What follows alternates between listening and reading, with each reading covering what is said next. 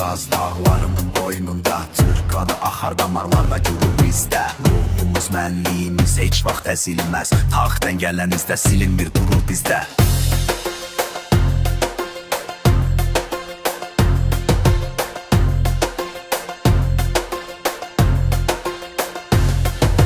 Min illər keçdi, zaman dolandı. Savaşlar, hünərlər dastan yazandı. Xudafərinin daşları şahiddi.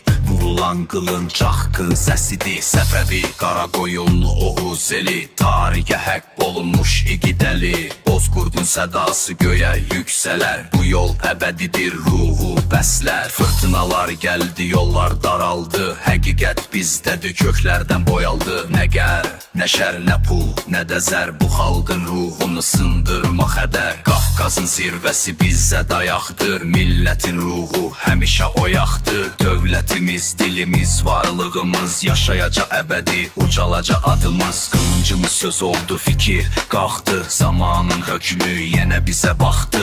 Bir bayrağı altında minlərlə qardaş. Tarixin içindən keçdi yavaş yavaş. Atalar deyirdi, torpaq qandı, candı. Bugün də eyni əbədiyyət andı. Düşmən istəsə də bizi sındıra bilməz. Bu xalq heç vaxt yolundan dönməz. Dağlar, dərələr, çaylar danışır. Keçmişdən gələn səs bizi çaxırır. Babəy ruhuyla dirilən hər kəs döyüşər, vuruşar, sınmaz, əyilməz. İnamla baxırıq parlaq sabaha. Bir qarış torpaq, hər şeydən baha. Bayrağımız ucadal, alanar durmaz. Alınacaq qisas, məhşərə qalmaz.